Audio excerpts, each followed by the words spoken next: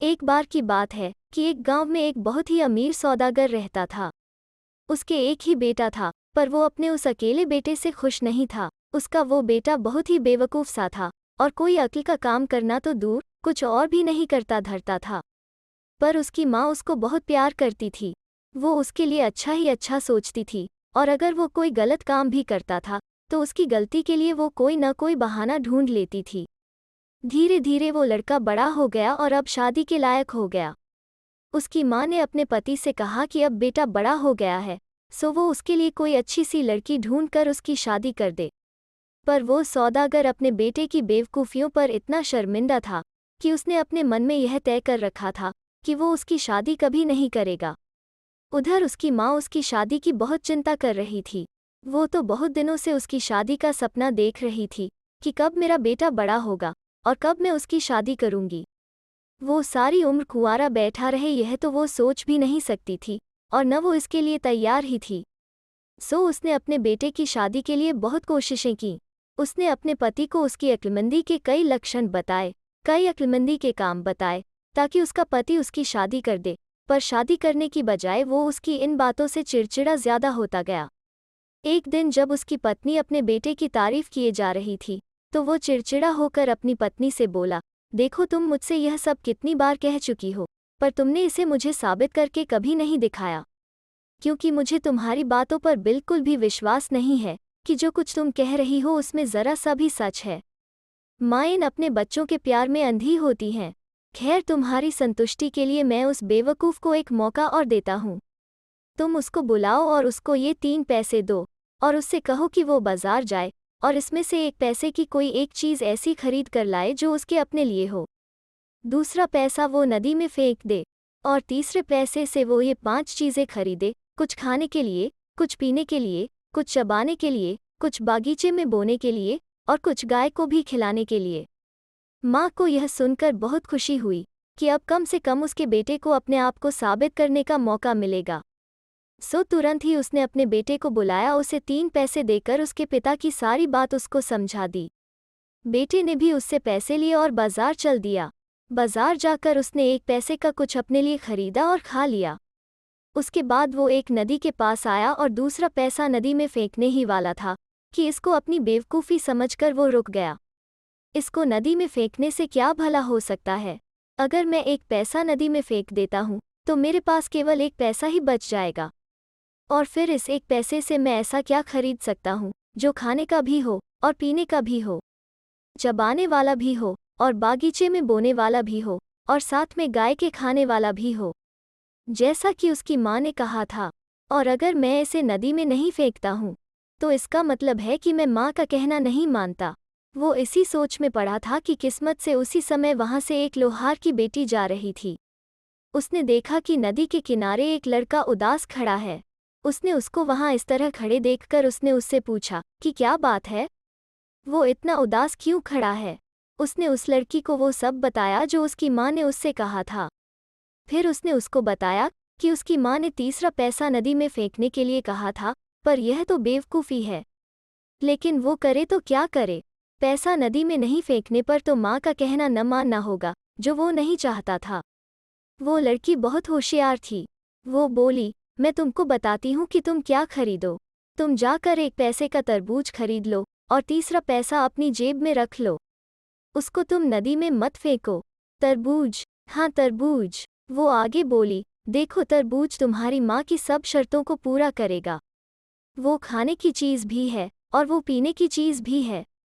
वो चबाने की चीज़ भी है और वो ज़मीन में बोने के लिए भी कुछ देगा, और वो गाय के खाने के लिए भी कुछ देगा। तुम जाकर यह खरीद कर ले जाकर अपनी माँ को दे देना। मुझे यकीन है कि वो तुम्हारी इस खरीद से बहुत खुश होंगी। सो उसने ऐसा ही किया। जब उसकी माँ ने अपने बेटे की अक्लमंदी देखी तो वो बहुत खुश हुई। उसको लगा कि उसका बेटा वाकई बहुत अक्लमंद है। वो तुरंत ही अपने पति के पास दौड़ी दौड़ी गई और उस तरबूज को दिखाकर बोली, देखो यह मेरे बेटे का काम है। तरबूज देखकर वो सौदागर भी आश्चर्य में पड़ गया। वो बोला, मुझे विश्वास नहीं होता कि यह काम उसने खुद किया है। उसे तो अक्ल ही नहीं है। ज़रूर किसी ने उसको यह करने की सलाह दी है। फिर उसने अपने बेटे की तरफ देखकर उससे पूछा, तुमसे यह करने के लिए किसने कहा? वो बोला, एक लोहार की लड़की ने मुझे यह सलाह दी थी। सौदागर अपनी पत्नी की तरफ देखकर बोला, देखा तुमने, मुझे मालूम था कि यह इस बेवकूफ़ का काम ही नहीं है। खैर चलो, अगर तुम राजी हो तो और इसकी इच्छा हो, इसकी शादी उस लोहार की बेटी से कर दो जो खुद इतनी होशियार है और उसने इसमें अपनी इतनी रुचि दिखाई है। माँ बोली, इससे अच्छी तो कोई बात हो ही नहीं सकती। अगले कुछ दिनों में सौदागर लोहार के घर गया और उसकी लड़की को देख कर आया जिसने उसके बेटे की सहायता की थी। जब वो उसके घर पहुंचा तो लड़की ने ही दरवाजा खोला। सौदागर ने उससे पूछा, बेटी क्या तुम घर पर अकेली हो? लड़की बोली, जी हाँ। सौदागर ने पूछा, तुम्हारे माता पिता कहाँ हैं? वो बोली, मेरे पिता एक कौड़ी का लाल खरीदने गए हैं और मेरी माँ शब्द बेचने गई है, पर वे लोग जल्दी ही आने वाले होंगे। जब तक वे आएं तब तक अंदर आकर आप उनका इंतजार करें। लड़की की बात सुनकर सौदागर कुछ सोच में पड़ गया और कुछ न समझते हुए पूछा, तुमने क्या कहा कि तुम्हारे माता पिता कहाँ गए हैं? लड़की बोली, मेरे पिता एक कौड़ी का लाल यानी लैंप के लिए तेल खरीदने गए हैं और मेरी माँ कुछ शब्द बेचने यानी किसी की शादी का रिश्ता तय करने गई है। सौदागर लड़की की होशियारी की बातें सुनकर भौंचक्का रह गया, पर उसने अपने विचारों को प्रकट नहीं होने दिया। इसी समय लोहार और उसकी पत्नी घर वापस लौट आए। वे अपने घर में इतने बड़े और अमीर सौदागर को देखकर बहुत आश्चर्यचकित हुए। उन्होंने पूछा, आपने इस गरीब के घर आने का कष्ट कैसे किया? सौदागर बोला, मैं अपने बेटे के लिए आपकी बेटी का हाथ मांगने आया हूँ। लोहार ने इस रिश्ते को तुरंत ही स्वीकार कर लिया। शादी का दिन तय कर लिया गया और सौदागर अपने घर वापस लौट गया। घर आकर वो अपनी पत्नी से बोला कि यह सब ठीक है। लोहार शादी के लिए राजी हो गया है और शादी का दिन भी पक्का हो गया है। तुरंत ही यह खबर सब जगह फैल गई कि लोहार की बेटी की शादी सौदागर के बेटे से हो रही है। लोगों ने बात करना शुरू कर दिया कि सौदागर अपने बेटे की शादी अपने से नीचे घर में कर रहा है। यह ठीक नहीं है। कुछ लोग तो यहाँ तक पहुँच गए कि उन्होंने सौदागर के बेटे के पास जाकर उसे चेतावनी दी कि वो लोहार से जाकर कहे कि अगर उसने अपनी बेटी की यह गलत शादी की तो वो उसकी बेटी की रोज 7 बार जूतों से पीटेगा। लोगों ने उससे आगे कहा कि अगर ऐसा नहीं हुआ और फिर भी तुम्हारी शादी उससे हो गई तो पहले दिन ही तुम अपनी पत्नी को इस तरह से मारोगे ताकि वो तुम्हें आगे तंग न करे और तुम्हारा कहना माने। वो बेवकूफ़ लड़का इस बात को एक बहुत अच्छी बात समझकर मान गया और उसने वैसा ही किया। उसने लोहार से जाकर वो सब कह दिया जो लोगों ने उसे लोहार से कहने के लिए कहा था। लोहार यह सुनकर बहुत परेशान हुआ। उसने यह सब अपनी बेटी को बताया जो सौदागर के बेटे ने उससे कहा था और उससे प्रार्थना की कि वो उस आदमी से कोई संबंध न रखे। लोहार ने कहा, ऐसी शादी करने से तो जिसमें पति पत्नी को चोर की तरह से पीटे, जिंदगी भर शादी न करना अच्छा है। लड़की बोली, पिताजी आप चिंता मत कीजिए। साफ जाहिर है कि कुछ नीच लोगों ने उनको आपसे ऐसा कहने पर मजबूर किया है, पर आप बिल्कुल परेशान न हों। ऐसा कभी नहीं होगा। एक आदमी के कहने में और उसके वही काम करने में बहुत अंतर होता है। आप मेरे लिए बिल्कुल नहीं डरें। जो कुछ उन्होंने कहा है वैसा कभी नहीं होगा। जिस दिन की शादी तय हुई थी उस दिन धूमधाम से शादी हो गई। आधी रात को दूल्हा उठा और यह सोचते हुए कि उसकी पत्नी सो रही थी, उसने एक जूता उठाया और उसको उससे मारने ही वाला था कि पत्नी ने अपनी आंखें खोल दी। वो बोली, ऐसा नहीं करते। शादी की पहली रात को ही लड़ना झगड़ना अपशकुन होता है। कल को अगर तुम चाहो तो मुझे मार लेना, पर आज की रात तो तुम मुझसे मत लड़ो। अगली रात दूल्हे ने दुल्हन को मारने के लिए फिर से अपना जूता उठाया तो उसने फिर से उससे प्रार्थना की, अगर पति पत्नी शादी के पहले हफ्ते में ही एक दूसरे का अपमान करें तो यह बहुत बड़ा अपशकुन होता है। मैं जानती हूँ कि तुम एक बहुत ही अक्लमंद आदमी हो और तुम मेरी बात सुनोगे। तुम अपना यह काम 8वें दिन के लिए रख लो। उस दिन तुम मुझे जितना चाहे उतना मार लेना। लड़का राजी हो गया और उसने अपने हाथ में लिया हुआ जूता एक तरफ फेंक दिया। इस बीच सौदागर की पत्नी अपने बेटे के आगे के जीवन के बारे में सोच रही थी। वो सोच रही थी कि अब समय आ गया है जब उसको आज़ादी से रहना चाहिए। सो उसने अपने पति से कहा, तुम उसको कुछ सामान दे दो और उसको बेचने के लिए उसे बाहर जाने दो। सौदागर बोला, कभी नहीं। उसके हाथ में यह सब देना तो ऐसा होगा जैसे पैसे को पानी में फेंकना। वो तो उस सब को बर्बाद कराएगा। पत्नी बोली, अब जाने भी दो। उसको अक्ल इसी तरह से तो आएगी। इस तरह सौदागर की पत्नी ने सौदागर को अपने बेटे को अकेले व्यापार पर भेजने के लिए राजी कर लिया। उसने अपने बेटे को बुलाया, उसको कुछ पैसे दिए, कुछ सामान दिया और कुछ नौकर उसके साथ करके उसे व्यापार करने भेज दिया। इस तरह वह नौजवान सौदागर अपने नौकरों के साथ व्यापार पर चल दिया। उनका कारवां बहुत दूर नहीं गया था कि वे सब एक बहुत बड़े बागीचे के पास से गुजरे। उस बागीचे के चारों तरफ एक बहुत ऊंची चारदीवारी खींची हुई थी। नौजवान सौदागर ने पूछा, यह क्या जगह है? इसके अंदर जाओ और देख कर आओ। उसके नौकर लोग गए और वापस आकर उसे बताया कि उस चारदीवारी के अंदर बागीचे में एक बहुत बड़ा और शानदार महल है। इस पर वो नौजवान सौदागर खुद उस बागीचे के अंदर गया। जब वो उस महल को देख रहा था तो उसमें उसको एक बहुत सुंदर लड़की दिखाई दी। उस लड़की ने उसको जुआ खेलने के लिए अंदर बुलाया। यह लड़की एक बहुत बड़ी जुआरी थी। इसको वे सब चालें आती थीं जिनसे वो अपने साथ खेलने वाले का सारा पैसा ले लेती थी। उसकी एक सबसे प्रिय चाल यह थी कि जब वो खेलती थी तो एक बिल्ली अपने साथ रखती थी, जो उसने इस तरह से सिखा रखी थी कि जब वो उसको इशारा करती थी तो वो लैंप के पास जाकर उसको बुझाकर अंधेरा कर देती थी। ऐसा इशारा वो उसको तब करती थी जब वो अक्सर हार रही होती थी, और इस तरह से वो अपने साथ खेलने वाले का सारा पैसा हड़प लेती थी। यही चाल उसने इस नौजवान सौदागर के साथ भी खेली और उसका सारा पैसा और उसके नौकर, यहाँ तक कि वो खुद को भी हार गया। अब जब उसके पास कुछ नहीं बचा तो उसको जेल में डाल दिया गया। यहाँ उसके साथ बहुत बुरा बर्ताव किया गया। एक दिन उसने जेल के दरवाजे के सामने से जाते हुए एक आदमी को देखा तो उसने उसको पुकारा और उससे पूछा कि वो वहाँ कब आया था। आदमी ने जवाब दिया कि वो फलां फलां देश से आया था और उसने अपने देश का वही नाम बताया जिसमें उसका पिता रहता था।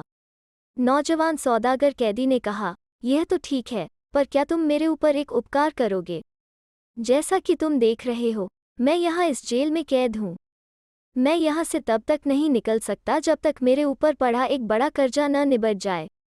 मैं यह चाहता हूँ कि तुम मेरी ये 2 चिट्ठियाँ लो, इनमें से एक चिट्ठी मेरे पिता को दे देना और एक मेरी पत्नी को दे देना। अगर तुम मेरा यह काम कर दोगे तो मैं तुम्हारा यह उपकार कभी नहीं भूलूंगा। वो आदमी राजी हो गया और दोनों चिट्ठियां उससे लेकर अपने रास्ते चला गया। अपने पिता की चिट्ठी में उसने वो सब लिखा था जो उसके ऊपर बीता था। अपनी पत्नी वाली चिट्ठी में उसने लिखा था कि उसने बहुत सारा पैसा कमा लिया है। अब वो जल्दी ही घर वापस आकर उसे जूते से मारेगा, जैसा कि उसने उससे पहले ही कहा था। लेकिन उस आदमी को पढ़ना लिखना आता नहीं था। गलती से उसने पिता की चिट्ठी पत्नी को और पत्नी वाली चिट्ठी पिता को दे दी। अच्छी खबर पढ़कर पिता बहुत खुश हुआ।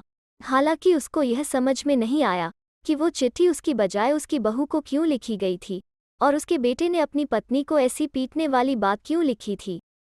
जब सौदागर के बेटे की पत्नी ने अपनी चिट्ठी पढ़ी तो वो बहुत दुखी हुई और उसको भी यह समझ में नहीं आया कि वो चिट्ठी उसके पति ने अपने पिता के नाम क्यों लिखी थी, उसके नाम क्यों नहीं लिखी। यह बात न समझ पाने से वो अपने ससुर के पास गई और जाकर अपनी चिट्ठी का हाल उनको बताया तो दोनों की गुत्थी और उलझ गई, क्योंकि दोनों चिट्ठियों में अलग अलग लिखा था। बहू बहुत होशियार और समझदार थी। उसने अपने ससुर से बात की और अपने पति की सहायता के लिए चल पड़ी। उसके ससुर ने उसको जाने की इजाज़त दे दी और साथ में उसके रास्ते के लिए उसे कुछ पैसे भी दे दिए। लड़की ने आदमी का वेश रखा और चल दी। चलते चलते वो भी उसी जगह पहुंच गई जहां वो सुंदर लड़की रहती थी। उसने उस लड़की के पास यह खबर पहुंचाई कि वो एक बहुत ही अमीर सौदागर का बेटा है और एक अच्छा जुआरी है, इसलिए वो उसके साथ 2-2 हाथ खेलना चाहता है। वो लड़की तुरंत राजी हो गई। शाम को उन दोनों को खेलना था। इस बीच बहू ने उस लड़की के नौकरों से पूछताछ की कि उनकी मालकिन खेल में जीतने के लिए कौन कौन सी चालें इस्तेमाल करती है। पहले तो नौकर उसको यह बताने से हिचकिचाए, पर जब बहू ने उनको अशर्फियों के ढेर और कुछ और सामान दिखाया तो वे मान गए और सब कुछ बताने पर तैयार हो गए। उन्होंने उसे बताया कि शायद उनकी मालकिन उसको हराने के लिए उस रात भी बिल्ली वाली चाल खेले। यह सुनकर बहू वहां से चली गई। शाम को वो अपने साथ एक चूहा लाई थी जो उसने अपने कोट की आस्तीन में छिपा रखा था। खेल शुरू हुआ। बहुत अच्छी खिलाड़ी होने की वजह से बहू जीतने लगी।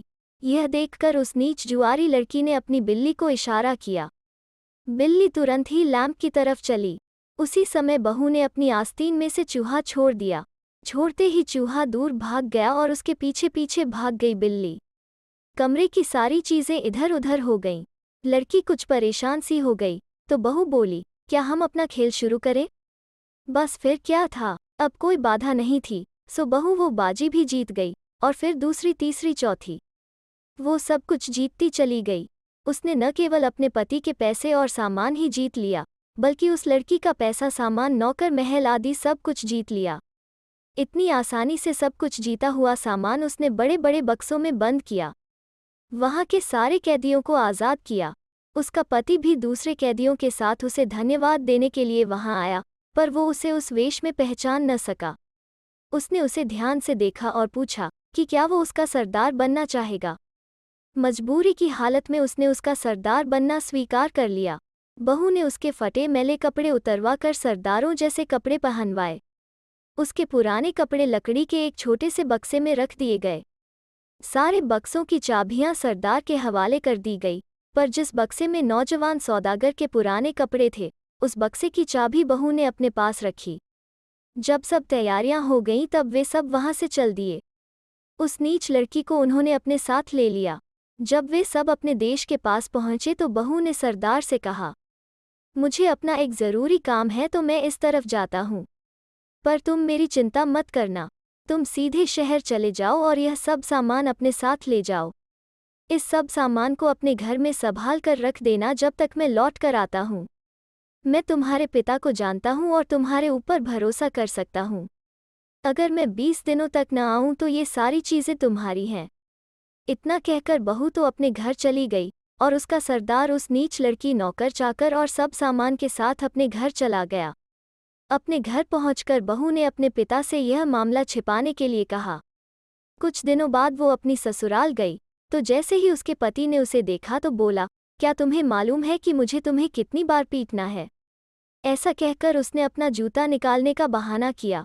उसके माता पिता बोले, छी छी, क्या तुम घर में आने के इस शानदार मौके को ऐसे नीच काम करके मनाओगे? उसकी पत्नी बोली, अब मुझे पता चला। अब तक मैं सोचती थी कि शायद तुम में कुछ अक्ल आ गई होगी, पर लगता है कि तुम वैसे के वैसे ही रहे। इधर देखो, वो बक्सा मेरे पास लाओ। उसको खोलो और उसमें रखे गंदे कपड़े देखकर बताओ कि ये कपड़े किसके हैं, तुम्हारे या किसी और के? इनको देखो और याद करो कि जेल के रखवालों ने तुम्हारे साथ कैसा व्यवहार किया था। कितनी जोर जोर से मारा था उन्होंने तुमको, कितना खराब और कितना कम खाना दिया था उन्होंने तुमको, और कितनी गालियां दी थीं उन्होंने तुमको। यह याद करके तो तुम कांप जाते होगे न। सुनो, मैं ही वो अमीर सौदागर का बेटा हूँ जिसने तुमको छुड़ाया है। जो चिट्ठी तुमने अपने पिता को लिखी थी वो इत्तफाक से मेरे पास आ पहुंची। मैंने तुम्हारा दुख पड़ा और तुरंत ही तुमको छुड़ाने के लिए चल पड़ी। मैंने एक नौजवान सौदागर का वेश रखा और जाकर उस लड़की से मिली जिसने तुम्हें बेवकूफ़ बनाया था। मैं उसके साथ खेली और तुम्हारा सब कुछ जीत लिया जो तुमने हारा था। इसके अलावा उस लड़की का भी सब कुछ जीत लिया। यही वो लड़की है। जाओ और जाकर उससे पूछो कि वो मुझे पहचानती है कि नहीं। उस जुआरी लड़की ने कहा, हाँ हाँ, यही है वह। सौदागर का बेटा तो यह सुनकर भौंचक्का रह गया। उसके मुंह से तो कोई बोल ही नहीं फूटा। सौदागर की पत्नी ने अपनी बहू की तरफ देखा और उसको आशीर्वाद दिया। सौदागर खुद अपने बेटे से इतना नाउम्मीद और गुस्सा था कि वो न तो कुछ बोल सका और न ही कुछ कर सका।